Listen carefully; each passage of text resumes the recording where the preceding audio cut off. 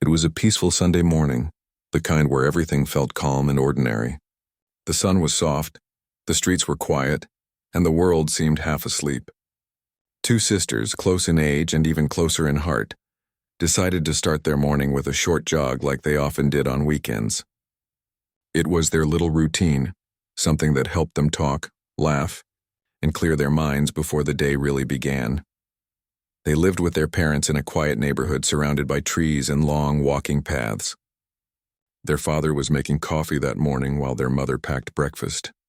The sisters tied their shoelaces at the door, teasing each other playfully about who would run faster this time. Before leaving, one of them turned back and smiled, saying they'd be back in less than an hour. That small moment, that smile, became the last memory their parents ever had of them. The sisters took their usual route through the park that led to a small trail. It was a familiar path, one they'd run on hundreds of times before. Birds chirped, the air was cool, and everything seemed normal. They passed an old man walking his dog, waved to a woman watering her plants, and continued down the road that led to the open field. It was the kind of morning that gave no warning, no sign that something could go wrong. When they didn't return after an hour, their mother didn't panic at first. She assumed they'd stopped to chat with a neighbor, or sat down by the pond as they sometimes did. But when 2 hours passed and they still weren't back, she began to feel uneasy. Their father got in the car to check the jogging trail, expecting to find them somewhere along the path. He drove slowly, calling their names, scanning the sides of the road. The trail was empty. No one had seen them. By noon, both parents were calling the police. Officers arrived within the hour. They checked the park, nearby streets, and every familiar spot the sisters liked to visit. Friends and neighbors joined the search. The entire community seemed to come alive with worry, shouting their names through the trees, calling out in hopes of a reply. But there was only silence. That evening, the police found something. One of the sisters' water bottles near the edge of the wooded path. Not far from it, they found a single running shoe. It wasn't torn or dirty, just lying there as if dropped in a hurry. Beyond that, there were no clear footprints, no tire marks, nothing to explain where they had gone.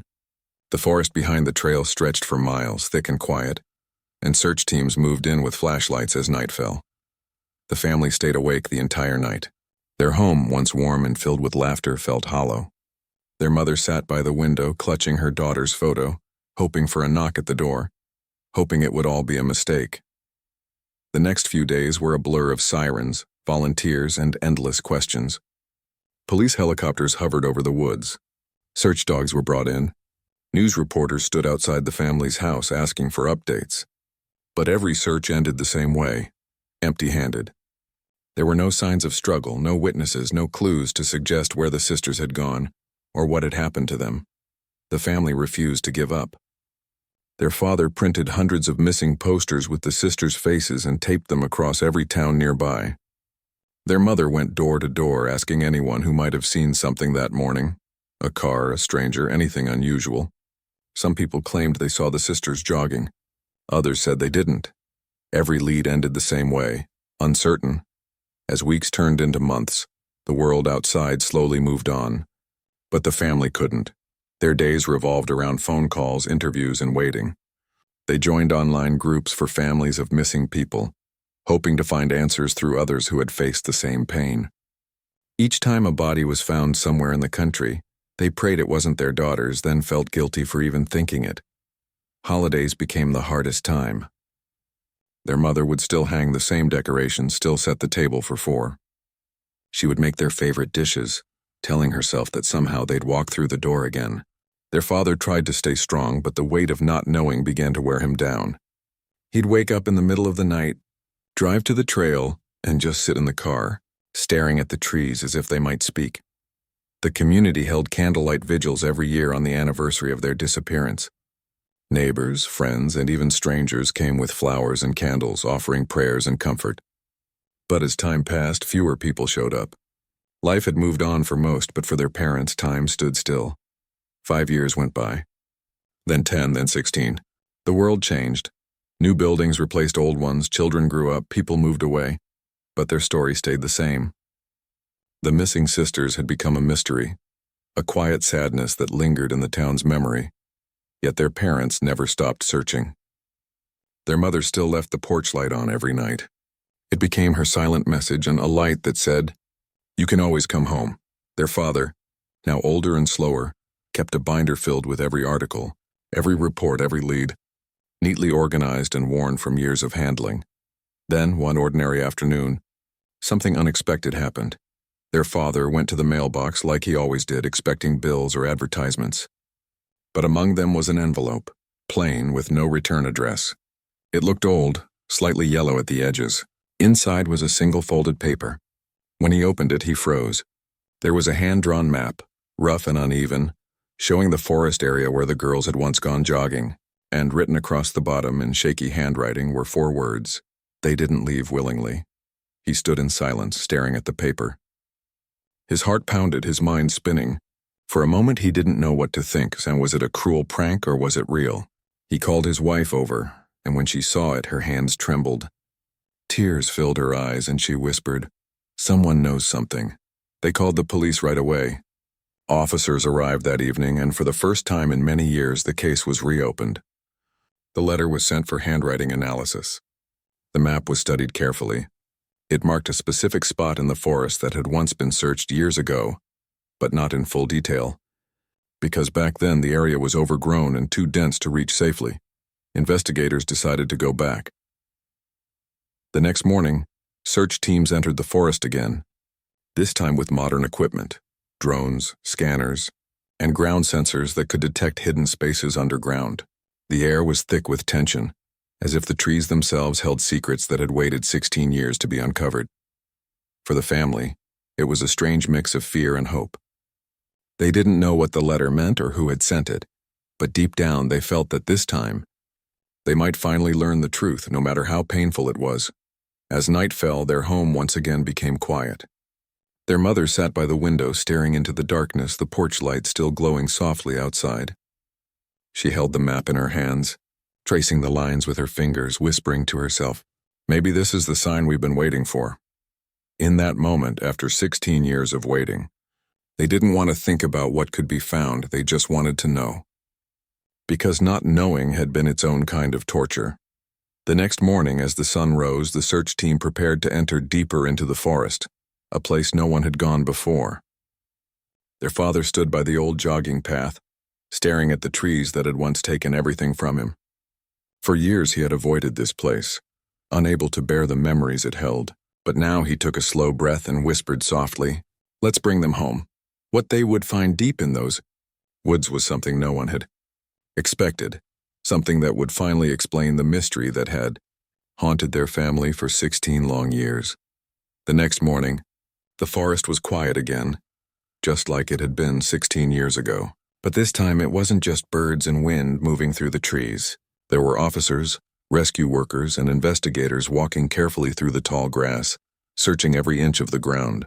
The family stood at the edge of the trail, watching from a distance, their hearts heavy with hope and fear mixed together. The place looked so different now. Trees had grown thicker. Vines had covered parts of the path, and what was once an open trail now looked like an untouched corner of nature. The sisters' parents hadn't been there in years, not since the first search ended. Even stepping close to it again brought back memories they had tried to bury deep down. One of the officers came over to speak with them. He explained that technology had changed a lot since the original investigation. They were now using equipment that could detect underground spaces and metal objects hidden beneath the surface. The map from the letter was their main clue, and everyone hoped it would finally lead to answers. The family nodded silently, barely able to speak. The mother held a small locket in her hand, one that both her daughters had matching versions of. She kept it with her every day, believing that somehow it connected her to them. Hours passed as the search team moved deeper into the woods. They followed the markings from the old map, comparing it to a modern GPS version. Around noon, one of the team members called out that they had found something unusual, a patch of ground that looked uneven, almost like it had been disturbed long ago. It wasn't a clear sign, but it was enough to get everyone's attention. The investigators carefully cleared the area, removing leaves and branches.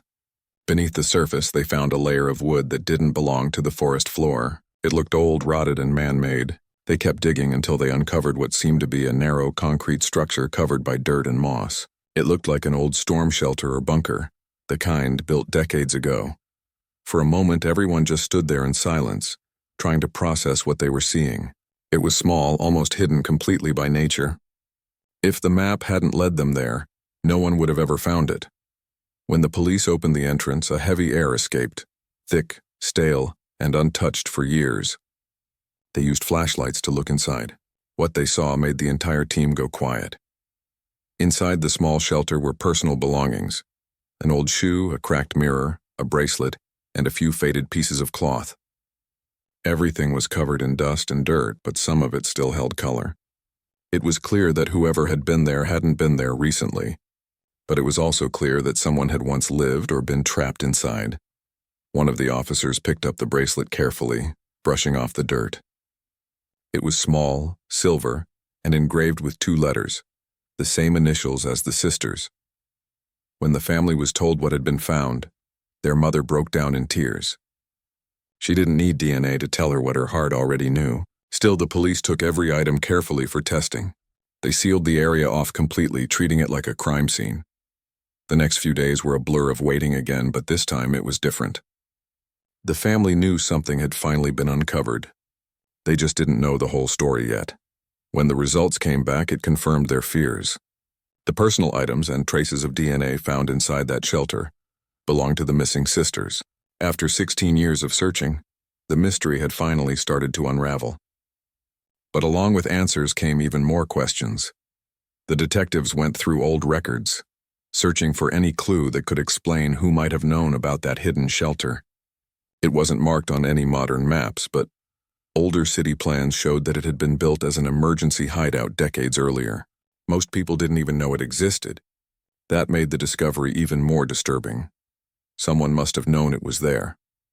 One detective mentioned that around the time the sisters disappeared, there had been reports of a man who lived alone in an abandoned cabin near the forest. He was described as quiet, often seen collecting wood or scavenging for supplies. At the time, nobody thought much of it. But after the sisters went missing, he suddenly disappeared too. It wasn't much to go on, but it was the first real lead in 16 years. Investigators started digging through old case files, looking for any mention of that man. They found that he used to work for a small construction company that specialized in underground shelters back in the 1990s, the same kind of structure that had just been found. It was a chilling connection. The police began reaching out to other towns, trying to find any record of him after he vanished. Eventually, they discovered that he had moved across the state and lived quietly under a different name for several years before passing away from natural causes. It was frustrating for the investigators and heartbreaking for the family. The man who might have known what really happened was already gone. Still, they didn't give up. They continued searching his old belongings, speaking with people who had known him. Most described him as strange but harmless, a man who kept to himself. But one woman remembered something unusual. She said that when he first moved into her area years ago, he refused to let anyone near his shed. He kept it locked, and when asked about it, he would get nervous and change the subject. The police searched the old property, even though it had been abandoned for years. Inside that shed, they found boxes filled with old tools, maps, and scraps of paper. On one of the papers, there were sketches of underground spaces, small, cramped, and identical to the shelter where the sisters had been found. It was enough for investigators to conclude that this man had likely been involved in their disappearance. It wasn't certain how it all happened, but every clue pointed to him knowing exactly what was hidden in that forest. When the family learned this, their emotions were mixed. They had waited 16 years for an answer, but hearing it only deepened the ache in their hearts. The mother said quietly that she had always felt her daughters hadn't just vanished, that something or someone had taken them away. Now she finally knew she had been right all along, but knowing didn't make it easier. It only made the silence in their home heavier. Still, they found some comfort in the truth. The father said he would rather face the pain of knowing than live with endless questions. For years he had prayed for a miracle, for a day when they might walk through the door again. Now he understood that their journey had ended long ago, but at least their story could finally be told. The community that had once searched for them came together again. Neighbors who had grown older returned to help the family set up a small memorial near the jogging path. They placed flowers and photos there, and one by one, people shared their memories of the sisters, their laughter, their kindness, their closeness. That evening, as the sun set, the family stood by the old trail. The father placed the letter that had started it all near the flowers. This was the message that finally led us back to them, he said softly. Their mother looked out at the forest and whispered something only she could hear. Maybe it was goodbye, or maybe it was thank you. Even she didn't know. But she felt a small sense of peace she hadn't felt in 16 years. When the police finished their final report, they said something that stayed with the family forever. They said that sometimes the truth takes years to come out because it hides in places no one thinks to look, but eventually it finds a way, through a letter, a map, or the heart of someone who never stopped believing.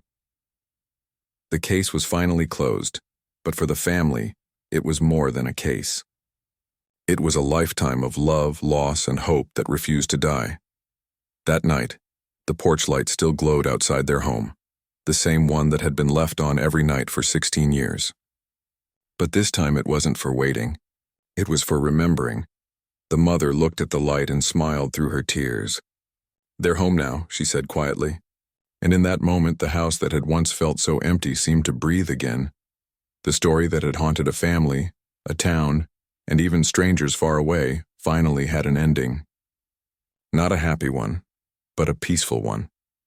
Because after all the years of darkness, even a small truth can feel like light.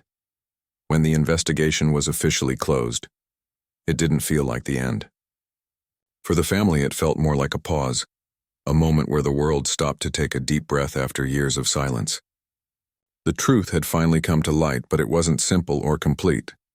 There were still pieces missing, questions that nobody could answer anymore. For days after the discovery, their house was filled with people. Reporters, neighbors, old friends, everyone came to offer comfort or ask how they were holding up. The family tried to be polite, but inside they felt drained. After 16 years of searching, their energy had run out. There was no more pretending to be strong. Their mother spent hours sitting on the back porch, holding her daughter's old photos in her hands. Sometimes she smiled, remembering the way they laughed or how they used to sing while helping in the kitchen. Other times she just stared at the pictures quietly, her eyes filled with the kind of sadness words couldn't describe.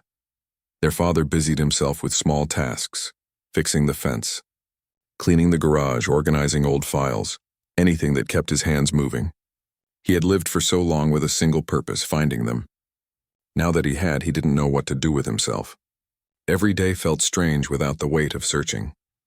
One evening, while cleaning out the attic, he found a box filled with their childhood things. There were drawings, school awards, and old birthday cards. Inside the box was a small notebook belonging to one of the sisters.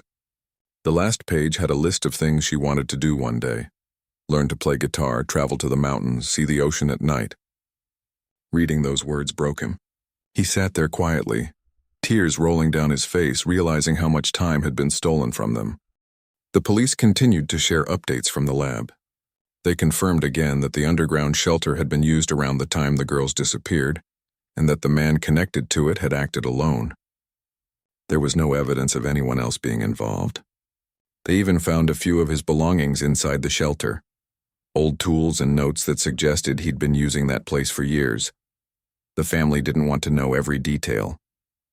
The small bits they already knew were enough. What mattered to them now was remembering their daughters for who they were, not what happened to them. A few weeks later, the community decided to build a small memorial near the jogging path. It wasn't big or fancy, just a bench with a plaque and some flowers around it. On the plaque were engraved words that read, "Forever in our hearts, forever in our home." The day of the memorial, people gathered quietly under the trees. Some were old neighbors who had helped search years ago. Others were younger people who had only heard the story growing up. Everyone stood together as the parents thanked them for never forgetting. The air was calm, and for the first time in a long time, the forest didn't feel heavy. After the memorial, the family took a long walk along the jogging path. It was the same route the sisters had taken that morning 16 years ago. The father pointed out where the water bottle had been found. The mother remembered where they used to stop to tie their shoes. Each step brought back memories, painful ones. but also warm ones. When they reached the end of the trail, the mother stopped and whispered, "We're walking with them now." Her husband nodded, unable to speak. That night, they sat together in the living room talking about old times. It had been years since they'd laughed together, but as they shared stories, small smiles began to appear. They talked about how one sister used to hide snacks in her room, and how the other would tell stories so dramatic that everyone believed them. It was as if, for a brief moment, the girls were there with them again, not in sadness but in spirit. The following months were quiet. The media attention faded. The investigators moved on to new cases and life began to find its rhythm again. But for the family, nothing went back to normal. It just became different. Their mother started volunteering with a local organization that helped families of missing persons. She said she wanted to give back, to help others the way people had helped her. Every time she spoke to a new family, she reminded them to hold on to hope even when it feels impossible.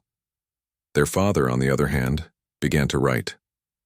He had never been a writer before, but one morning he sat down at the kitchen table and started putting his memories on paper. He wrote about the girls' childhood, their laughter, their habits, all the little details he didn't want to fade away. Writing became his way of talking to them. One day, a reporter who had covered the story from the beginning asked if they would be willing to do a small interview. At first they said no. They didn't want more cameras or questions. But later they agreed on one condition. They wanted the story to focus on their daughters' lives, not just the tragedy. The interview aired a week later. It showed their family photos, their laughter, and the beautiful bond the sisters had shared. People from across the country sent messages of love and sympathy. Some even said the story inspired them to reconnect with their own families. The parents were touched. For the first time, their daughter's story wasn't just about loss, and it was about love, strength, and the power of never giving up. But deep inside, there was still one thing that kept them awake at night. The letter. The mysterious note that had arrived in the mail, leading them to the truth. Who had sent it? And why after 16 years? The police had examined the letter several times, but the handwriting didn't match the man from the old records. It seemed like someone else had known about the shelter, or at least knew where to find it. The envelope had no fingerprints, no address, no DNA, nothing. It was as if it had come from nowhere. The family wondered if it had been sent by someone who had once met the man, or maybe someone who had stumbled upon his secret and couldn't carry the weight of it anymore. They would probably never know, but they were grateful to whoever it was. That letter had given them the one thing they needed most: closure. Time moved forward, slowly but surely. The pain never fully disappeared, but it softened around the edges. The family learned to live again, carrying the memory of their daughters in everything they did. On the 16th anniversary of the day they disappeared, the parents visited the memorial again. The bench was surrounded by fresh flowers, some left by strangers who had heard their story. They sat together quietly, holding hands. The father looked at the trees and said, "For years I thought this place took everything from us. But now I see it also gave us a story, one that will live on longer than we will." The mother smiled faintly. "They're still with us," she said, just in a different way. Before leaving, she placed 2 small lanterns on the bench and lit them. As the warm glow filled the air, the wind picked up gently, carrying the light through the leaves. Driving home, the family didn't speak much. The silence wasn't heavy anymore. It was peaceful. It was the kind of silence that comes after a long, hard journey, the kind that feels like rest. That night, as they turned off the lights and got ready for bed, the porch light still shone outside. It had become more than just a symbol of waiting. It was a reminder that even after the darkest nights, light always finds a way back. Years later, people in the town would still talk about the sisters. New families who moved there would hear the story and visit the memorial. Some would say that when the sun sets just right, it casts a golden glow on the trail, almost as if the sisters are still running together side by side, free at last. The story that began with loss had turned into one of remembrance, a story that reminded everyone that love never truly disappears. It stays in the air in the places we once shared, and in the hearts of those who never stop believing. And though 16 years of waiting had been filled with pain, the ending was one of quiet peace, because even after all that time they were finally found. And sometimes, That's all a family needs to keep moving forward. The months after the truth came out felt strange for the family. The world outside had moved on, but inside their hearts everything still felt fragile, like it could break again at any moment. They had found their answers, but peace was something that took longer to come. Their home, which had been filled with silence for so long, slowly began to change. There were still moments of sadness, but there was also laughter again, even if it came quietly at first. Their parents started cooking together in the evenings, playing the same music the sisters used to love. It didn't erase the pain, but it reminded them that love was still there, hidden beneath all the grief. Neighbors often stopped by with flowers or food. Some people apologized for not visiting sooner, saying they didn't know what to say all those years. The family understood. Grief makes people uncomfortable, and sometimes silence feels safer than saying the wrong thing. But now they welcomed every visitor, grateful that the girls were still being remembered. One morning, their father received a letter from a young woman who had seen their story on the news. She wrote about how she had grown up in the same area and had been inspired by the family's strength. She said their story had taught her to appreciate her loved ones more and to never take time for granted. The letter ended with a simple line: "Your daughter's story made me call my sister after years of not speaking. Thank you for that." Reading that letter brought tears to their eyes. It was a reminder that even through pain, their daughters' lives had touched others. Their story had become something bigger, a reminder of family love and the importance of holding on. The family decided to create a small community event each year on the anniversary of the sisters' disappearance. They called it the Day of Light. It wasn't meant to be a sad event, but rather a day where people could come together to celebrate life and connection. Families came with lanterns, candles, and photos of their loved ones. There were no speeches, no reporters, just people walking together along the jogging trail, lighting the path as the sun went down. The first year, around 30 people came. The next year, there were hundreds. The path that had once symbolized loss had turned into a place of hope. People brought food, music, and stories. Children ran around, their laughter echoing through the same trees that had once felt so dark. Standing there among them, the sisters' parents felt something they hadn't felt in a long time: belonging. The community that had once searched desperately for their daughters was now celebrating their memory in the most beautiful way possible. One evening after the event, their mother sat on the porch watching the last few lanterns drift into the night sky. She whispered softly, "They would have loved this." Her husband nodded beside her. "They're here," he said quietly. In every light, time moved forward as it always does. Seasons changed. The trees by the path grew taller and new families moved into the neighborhood. Some of them didn't know the story at first, but eventually, they'd hear it from a neighbor or see the memorial on the trail. They would stop, read the plaque, and learn about the two sisters who had once gone for a jog and never returned.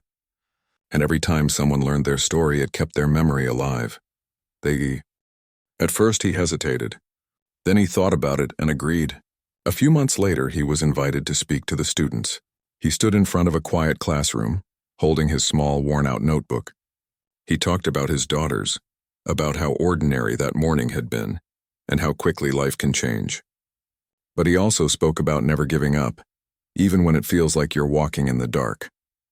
When he finished, the students stood up and clapped softly. Some of them had tears in their eyes. One girl came up to him afterward and said, "I didn't know people could be that strong." He smiled and told her that strength doesn't always feel like strength when you're living through it. Sometimes it's just refusing to give up, one day at a time.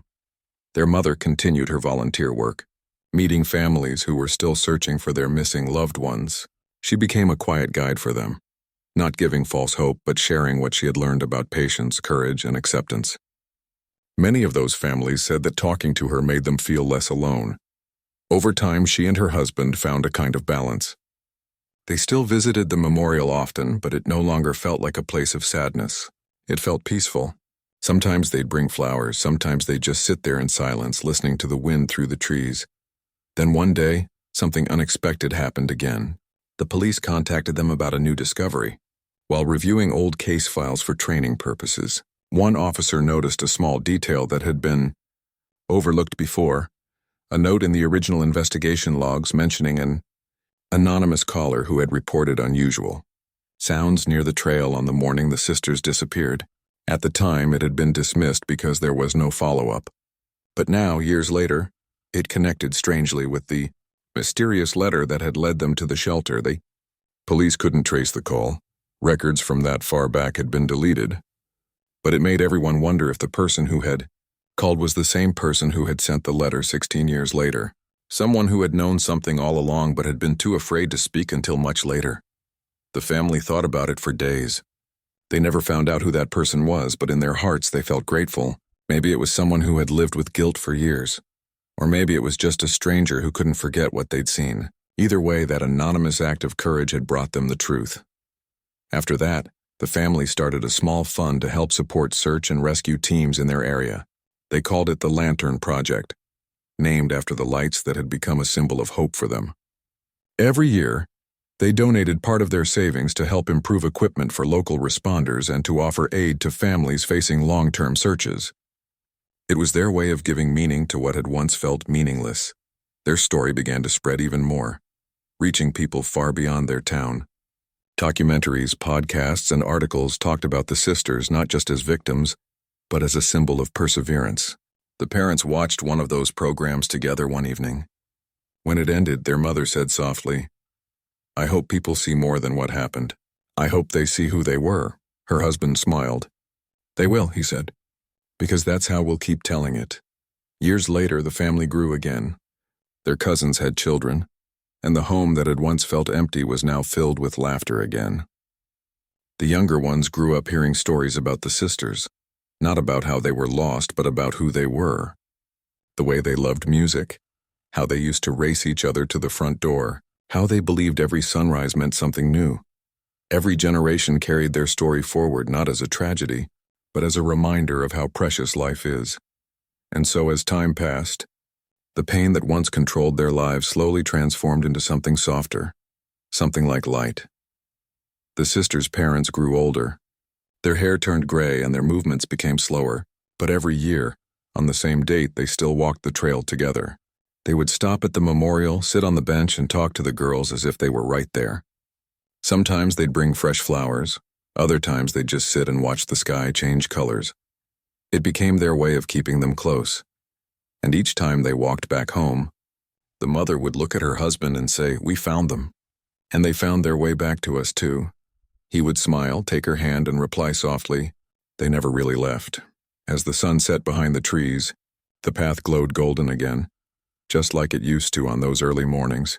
The air was still, and if anyone had been standing there quietly, they might have felt it too. The presence of love that had outlasted everything else. Because even when life takes away what we love most, love has a way of finding its way back. It lingers in every story told, every light lit, and every step taken in memory of those we've lost. And in that quiet town, where two sisters once went for a jog and never returned, their story became one that would never truly end, because love, no matter how much time passes, always finds a way to stay. Years passed, and life quietly moved forward, as it always does. The pain that had once been sharp and unbearable slowly softened into something different, a kind of peace that came from acceptance, from knowing the truth and from choosing to keep living. The family's home had changed over the years.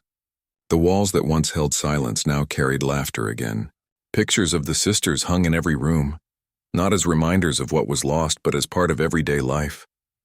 Their parents would still pause sometimes when walking by those photos, offering a small smile, a quiet whisper, or a gentle touch on the frame before continuing their day. Every year, the family still gathered on the same day, the one that had changed everything, but now it wasn't filled with tears. It had become a day of celebration, of memory, of love, and of light. They called it the Day of the Sisters. Friends, neighbors, and even strangers who had once followed their story came to join.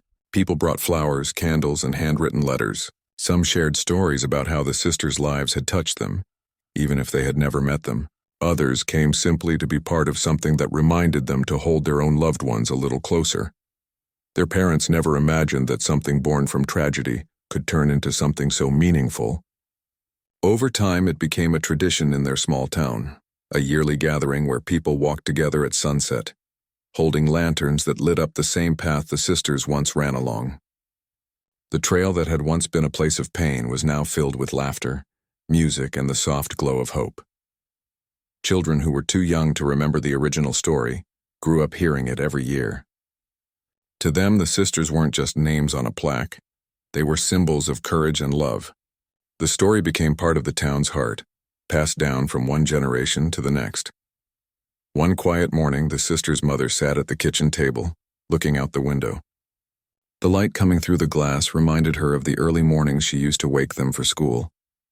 She smiled softly, remembering how one of them always complained about getting up early while the other was already tying her shoelaces, excited to start the day. Her husband came in carrying 2 mugs of tea. He placed one in front of her and sat down. For a while, they didn't speak. They didn't need to. Silence between them had become a kind of language over the years, one that carried comfort instead of pain. After a long moment, he said quietly, "Do you ever think about what they'd be doing now?" She nodded, her eyes still on the window. "All the time," she said softly. "I like to think they'd be happy. Maybe they'd have families of their own. Maybe they'd still run together every morning." He smiled, taking a sip of his tea. "They would have done something good," he said. "They always did." The couple often received letters and messages from people who had been touched by their daughter's story. Some were from faraway places and even other countries. Many people wrote about how the story had changed their perspective on life. One woman said it made her reconnect with her estranged brother after 20 years. A man wrote that he started volunteering to help missing persons' families after hearing about them. The parents read every letter carefully. They kept them all in a wooden box, tied with a faded blue ribbon. Whenever life felt heavy, they'd open the box and read a few, reminding themselves that even through heartbreak, something good had come from it. Years later, the town decided to dedicate a small park near the trail in honor of the sisters. The local community came together to build it. There were benches, flower gardens, and a small playground. At the center stood a simple stone monument engraved with the words, "They ran into the morning light and became part of it forever." On the day the park opened, the parents stood together, surrounded by friends and neighbors. They watched as children played, their laughter echoing across the open space. It was exactly how they wanted the memory to live, not in sadness but in joy. Their father gave a short speech. He didn't talk much about loss. Instead, he spoke about love, how it doesn't end when someone is gone, how it finds ways to stay alive through the people who keep remembering. "Our girls taught us," he said, his voice steady but soft, "that love isn't something you lose. It changes shape, but it never disappears. It lives in every act of kindness, every shared smile, and every light we carry forward." There wasn't a dry eye in the crowd that day. When the sun began to set, hundreds of people lit candles. She rested her head on his shoulder. For a long while, they didn't move. The night around them was calm, and the soft sound of the wind through the trees felt like a gentle song. Years later, when the parents passed away, the town came together once more to honor them. People brought flowers to the park, lighting candles just as they always had. The plaque at the monument was updated with a new line beneath the original words, "Now reunited, they walk together again." From then on, every year, families still gathered at the park. New faces joined the tradition, children, grandchildren, and people who had only heard the story through whispers and old news articles. It became more than just a memory. It became a lesson in love, resilience, and how even the darkest moments can lead to something beautiful. Teachers began sharing the story with their students, reminding them to appreciate every moment with those they love. The park became a place where people went when they needed comfort, not just for this family's story, but for their own. There were always flowers by the monument, no matter the season. Sometimes it was a full bouquet, sometimes it was just a single wildflower placed gently at the base. But there was never a day when it stood empty. Many years later, a young woman walked through the park with her daughter. She stopped by the monument, reading the words carved into the stone. Her daughter looked up at her curiously and asked, "Who were they, Mama?" The woman smiled and knelt down beside her. "They were sisters," she said softly. "They loved to run, and even though they're not here anymore, people still remember them, because love like that never disappears." The little girl nodded, her eyes wide with wonder. "Can we come back again?" she asked. "Of course," her mother said with a smile. "It's good to visit places where love still lives." And as they walked away, The evening sun lit up the path in front of them, the same path that had once held so much sorrow, now glowing with warmth and peace. The story of the sisters had become something timeless, a quiet reminder that even when life takes away what we hold dear, love can still light the way forward. It showed that grief doesn't have to end in darkness. It can grow into understanding, compassion, and connection.